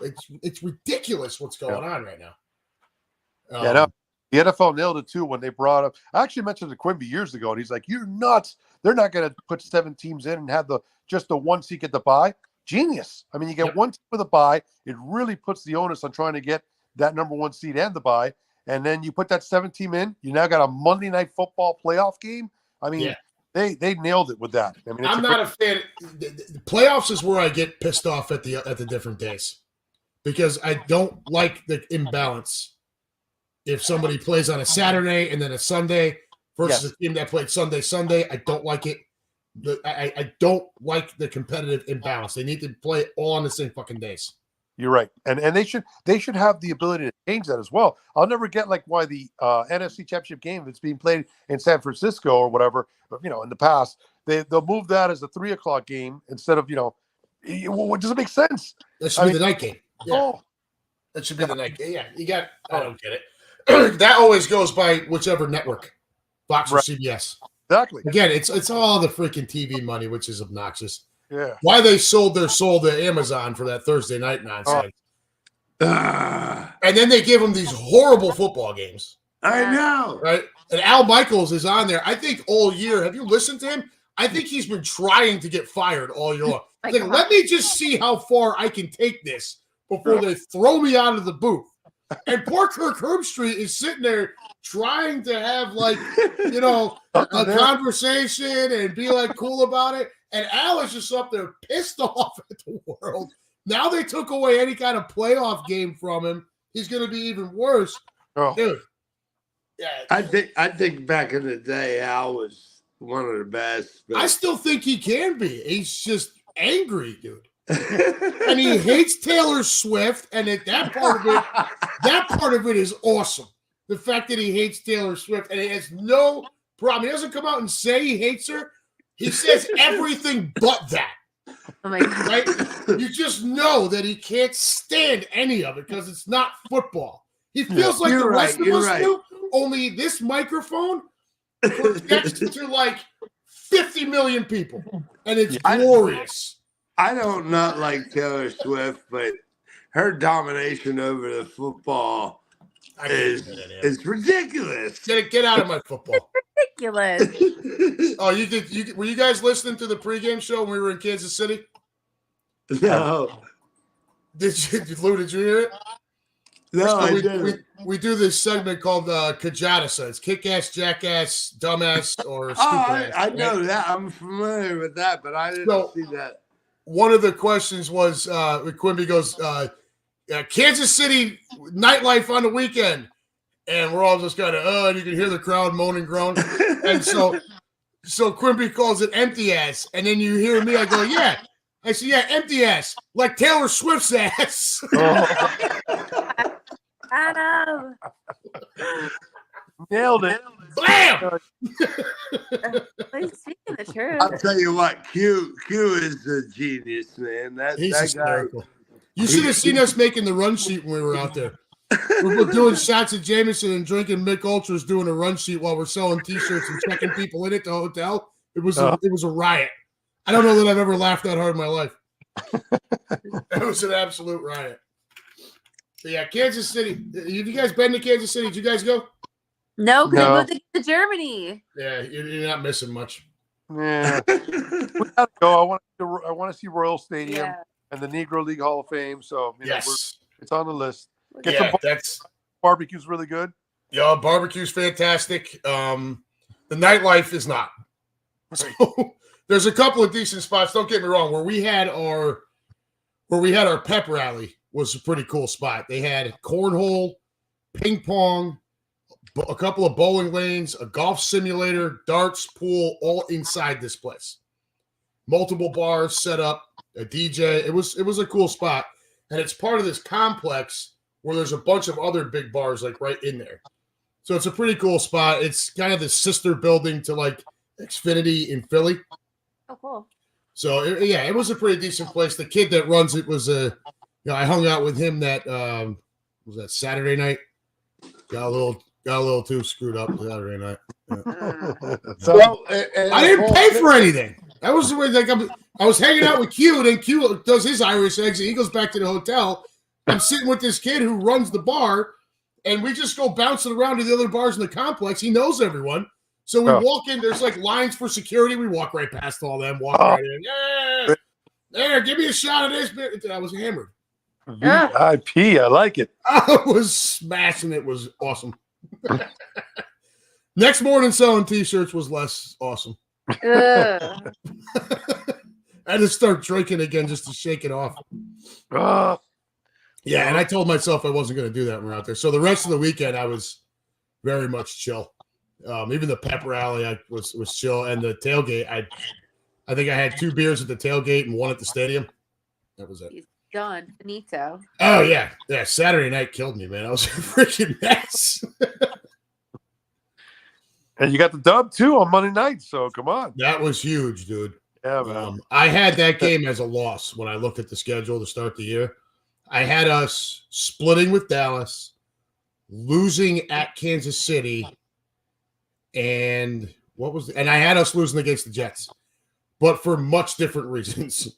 I had that as a healthy and committed Aaron Rodgers, with us coming back across, having flown to LA and then having to fly back, being a little flat, which I think that portion of it still happened. But we didn't, of course, Rodgers wasn't there, so the loss was just absolutely embarrassing. Jalen turned the ball over 4 times. And like, dude. That broke your undefeated record, right? That's what shattered. Yeah, that's what stopped the undefeated streak. Yep. Yeah. Yep. And then we won a few more. And then, of course, these last 2 have been brutal. Really brutal. And you know what? 7 of those wins were coming from behind. Yeah, so I've actually got, we got T-shirts coming. I found a thing that looks like a heart rate, like the thing on the little screen, beep. Yeah. And I'm going to have it in Kelly green on a black sweatshirt. And instead of EAGLES, I'm going to have it say EKGLES. Oh, that's awesome. Yeah. And then we'll put Midwest Eagles Nest on the back of it or something. Really nice. Yeah. Try to get a little creative out here and have a little fun with it, right? Yeah. That's what it's all about. That's what it's all about. Yeah. We had what did we have at the porch for that Frisco game? I think I had 56 people up there. Wow, that's awesome. That's not bad. It's tough out here. And for the Super Bowl, you had a big turnout. Super Bowl, we had 70 plus. Yeah. That was a big night. Yeah, that was a big night. They weren't. I kept warning people, like, dude, I'm like, there's people committing. Like, you're gonna have to ramp it up a little bit. They weren't ready. So well, because it's not just 70 people; it's 70 Birds fans. Right. So, guess what kind? Lou and I are going to a watch party tomorrow. Ready for this one? uh-oh. St. John's versus Fordham. St. John's alumni watch party. UConn plays Gonzaga tonight. Oh, wow. That's a good matchup. Yeah. We got a nice win. We lost to Kansas. Yeah. And then came back and beat North Carolina the following game for a nice win. You Fancy. talking This one's basketball? Yeah, college ball, bud. Oh, Villanova all the way, brother. St. John. I love college ball, man. Villanova. St. Yeah, I John. hear you, Nova.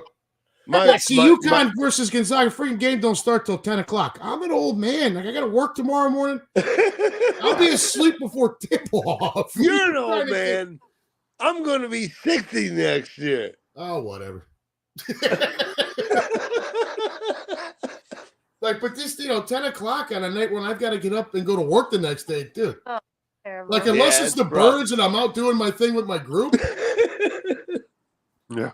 And I let it fly, too. It's bad, dude. I go into work the next day, and I'm just like, Oh my god. yeah. Like, am I falling out of this chair? It's terrible. I'm a stinking ass hungover. But they expect that shit from me. I'm running around with a cowbell and all kinds of shit. It's My wife bought the damn thing for me Christmas last year. I immediately incorporated that into the Sunday routine. Yep. No, That's how we As get you everybody should. fired up. Yeah, that's how I get everybody fired up. I start off every game screaming out, "Whose house is this?" Do that 3 times, and then I just ring the cowbell. you got to record it. You got to record this and post I it. know. I do it kind of the way Quimby does with the scythe, Yeah. where he raises it and the crowd goes, "Oh!" Oh, yeah. When I ring the cowbell, my group does the same thing, and then I drop it. E-A! Same routine. But you know dude, what? You know what, Adam? I got to get it recorded. You called it a scythe, and I always thought it was a scythe until I ran into a farmer, and they told me it's called a sigh. A sigh? Yeah. Scythe. What the Like basically S-I. All right. I'm not trying to correct you or anything. I'm just saying. No, it's all good. I got a funny knew? Quimby about that. He would have to. So obviously he couldn't take that on the plane. So time that he went on a road trip, he had to go to the local party city or whatever and buy a new one. You know, Find one. Yep. That was great. The funnier ones when he tried to smuggle it into the stadium. Yeah. He tried to stick it in the back of that Green Reaper, the Right. Green Reapers thing. I definitely got to go on a away trip. Yeah, you do. You got to come out on the road. I've been in one home tailgate, and it was 2018, right after Thanksgiving against the Giants. My brother-in-law bought tickets, came up from Texas, and this guy, he's amazing. He was born in North Jersey. All his family loved the Giants. He decided, I'm going to be a Jets fan, and then he met my sister-in-law, whose father, which is my father-in-law, loved the Eagles, and then they got married, moved to Washington, division foes, and DC. Okay, I thought you meant like Washington and State. flat out was an Eagles fan, and then moved to Dallas. Oh. And once again, he's an Eagles fan in Dallas. She's trying to collect all the Infinity Stones or something. Like, what the hell's going on? I think so.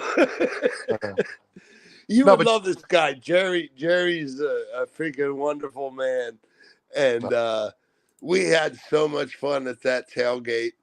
But I like I said before, I need to go to one of those away games. Yeah, you gotta come out on the road, dude. You gotta come out on the road, man.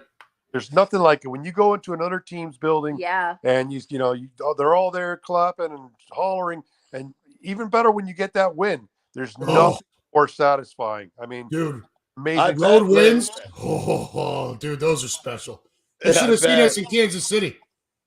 So we win that game, right? We go into victory formation. That'd be great. Instead of the Eagles chant, being cute, look at each other and just no. The upper deck is doing it. It was Oh great. my gosh. And what can they do? They can't do anything. Nothing. You just gotta sit there and take it. You just gotta sit there and take it. So if you ever go to Arrowhead, which first of all from the outside looks amazing. Wow. The shots you can take from the inside are cool, but the stadium itself, I was disappointed. Getting in and out of it is an absolute nightmare. Getting to your seat is also a contest. Wow. But they have these spirals that you walk up, and there's like metal signs on them. So what the Chiefs fan do is they bang on them.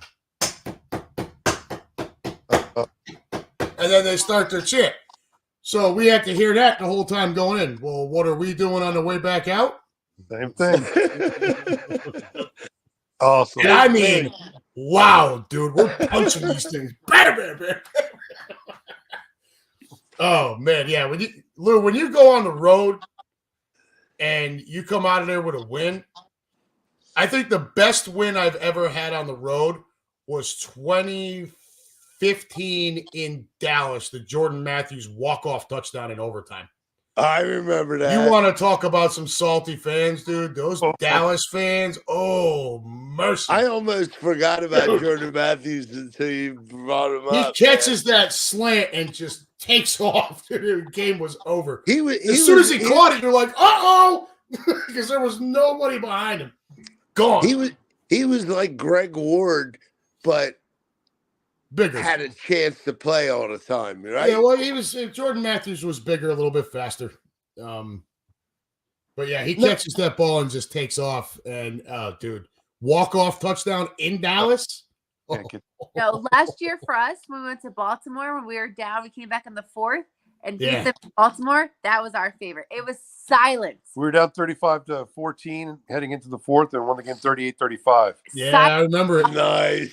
The Kansas City game this year, down 17-7 at halftime and winning the game 21-17. After Scantling drops that freaking wide open touchdown. I mean, what's some other good road ones? Denver in 2021 when Slay picked up that scoop and score, it was like 83 yards. Ooh, I remember that. So if you ever been to Mile High? I have. Yeah. So the upper deck is metal. Oh. So the Broncos fans on third down start stomping on it and it shakes. It's like the earthquake, they call it. Well, so Slay picks that up, takes off, right? The Eagles start kicking the hell out of Denver. So again, this is a Philly crowd. What are we doing late in the game with the lead? Now it's our earthquake. We're going nuts. That was a fun one. That was fun. Indianapolis was a fun one. That was a come from behind last year. Yeah. Jalen had to score a late rushing touchdown to win that one. Did Carson Wentz start that game? No. Was Wentz? No, last season. No, about just last year.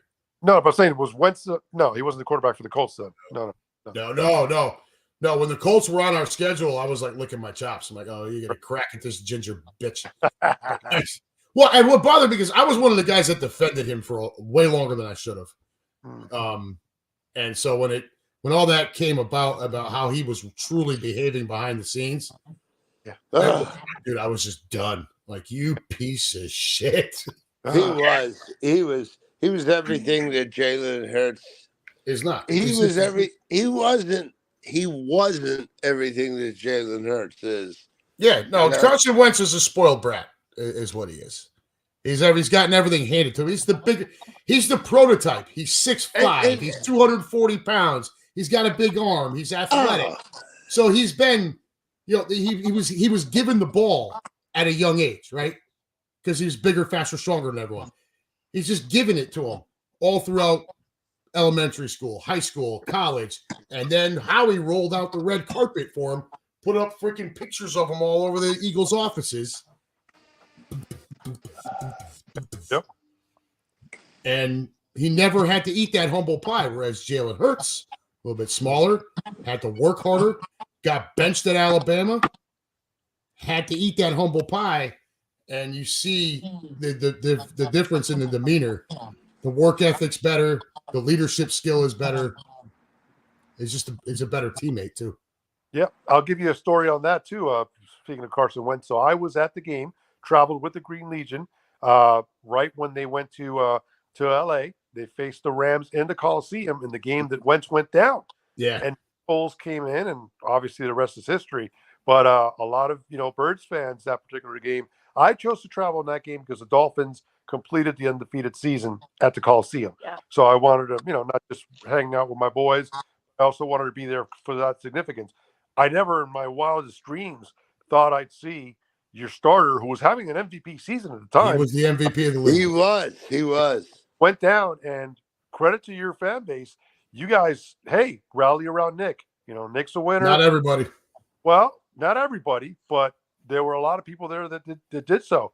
And what seemed at the time, it looked like a season ender, and it ended up a world championship, your first one. So well, and then look at the final three games, right? So Wentz, his knee gets exploded. He stays on the field and throws the 2-point conversion to Alshon Jeffrey, even with his knee already blown up. Yep. Then he's gone, right? That's the end of Wentz. Foles comes in for the final three. He's awful in one, amazing in another, and kind of middle of the road in the third. Basically what you expect from a backup quarterback. So first game of the playoffs, Atlanta comes in. And if anybody remembers that game, Nick Foles was awful in that game. He was absolutely terrible in that game. And Matt Ryan threw that pass to Julio Jones, and I think we got away with a pass interference at the end of that game, or we don't get past Atlanta. And then, of course, the Minnesota game happens, and then he outduels Brady. But that Atlanta game, he was freaking terrible. Oh, it was horrible. We were lucky to get past that. And then, boom, we just caught fire. Well, I think they realized that, okay, we're not going to be able to play like that again and get away with it. So, and Adam, even after that, we're up against Minnesota, and crushed Minnesota that night. I'm a homer all the way, but I'm a realist too, and I'm thinking there's nowhere we're going to beat Minnesota. And how wrong was I? What, I wasn't sold on Minnesota. 34-7. I mean, what the hell was that quarterback? Who was their quarterback that year? Was it Keenum? Yeah. Yeah. And I'm looking at it like this is basically a backup quarterback versus a backup quarterback. Yeah. Like, and we crushed Minnesota. And where I will tell you, of course, the freaking Patriots had to win that AFC Championship game, and I'm like, of course it's going to be against that douchebag again. Right? Dude, so we were living in Tennessee at the time. I had planned to come up here to surprise my boy Mike, who is now my partner with the Eagles Nest, and surprise him there and watch the game with him at the back porch. Michelle ended up with a sinus infection and bronchitis. Oh, no. And the kids were, 10, 7, and 4? Oof. I couldn't leave. I had to stay home. Yeah. I couldn't even go out to a local bar. I literally had to sit in my living room and watch this game with children. Like it was, dude, and I knew it early on. So 2:00 in the afternoon, I'm just pacing up and down my driveway. I couldn't take it anymore. I think I smoked 2.5 packs of cigarettes that day. I mean, it was just I was just beyond. And then the game finally kicks off. And I actually recorded it on a GoPro camera. And it's just me sitting in the living room, just freaking out over every little play, dude. Every single play. And then, of course, we win, and I'm bursting into tears, crying and shit. So, but yeah, that was some kind of night. Yep. Yeah. I hope you guys get to experience that at some point, just not at our expense. Yeah, I hear you. Right? I think that's fair, right? Russ Taylor, what is this? That Minnesota game, best game I ever saw in person, Russ Taylor. Ooh. Complete game. Yeah, that was it started out a little shaky. And then, I think once, what was it? Patrick Robinson picked that pass off and ran it in for the touchdown. Yes. That was it. We took off from there and just that was crazy. Right? Minnesota scored the first touchdown on the first drive. Straight down the field. I'm like, oh, shit. I know. and after that Atlanta game, it was like, we're not getting past this game. And no, because I think we went. I don't know if we went 3 and out, but I don't think we scored on that next possession. And then Minnesota gets it back, and Robinson picks it off, pick 6, and that was the end of it, dude. Minnesota never sniffed a fucking thing after that. Get out. Bring on the Patriots.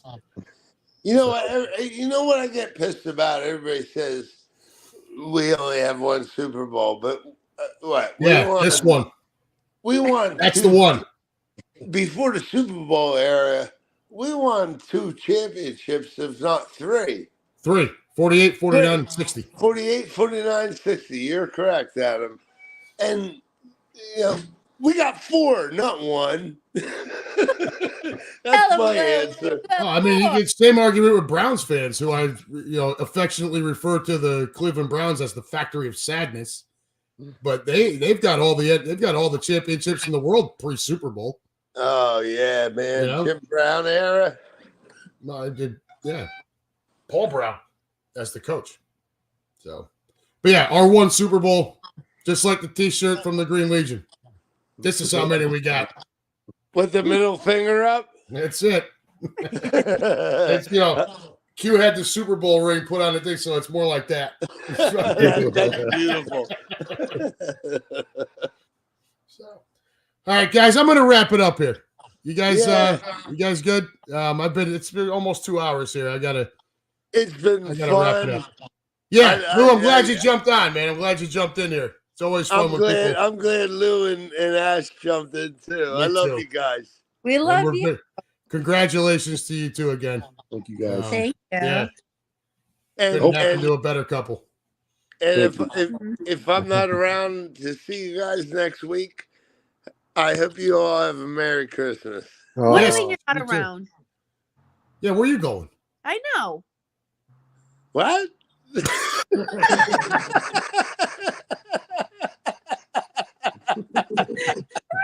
not around. What are you saying? No, I'm just saying if I don't see you guys recently, Merry Christmas. Next week we'll be back at our regularly scheduled day and time on Wednesday. That being said, I'm out. Merry Christmas, Happy New Year's. You guys take care. Merry Christmas, Happy New Year. Yeah, hopefully both our football teams can bounce back this week. Yeah, and I know you guys ain't gonna want to hear this, but let's go Buffalo. Bye, we're leaving. All right, Lou. We'll talk to you next week, brother. Later, brother. Take it easy, man. All right, everybody. That was a good time. I'm glad Lou, Mancini, and Lou and Ash jumped in. That was a lot of fun. Don't get that very often. Sometimes when you get to do a show on a Friday night, people have a little bit more availability if they're not out bouncing around. But that's going to wrap it up here for us, folks. Come on back again next week. We'll talk a little bit about what went on in the Seattle game, where our birds are looking at coming down the home stretch here. Hopefully we're coming out of it with a win. Until then, y'all, enjoy this last weekend before Christmas. If you've not gotten your shopping done, I recommend getting out now before it gets really crazy leading into the holiday there. Until next week, folks, be safe. Have fun. Don't do anything I wouldn't do. Remember that Judge is not back in until Monday. And as always, go Birds.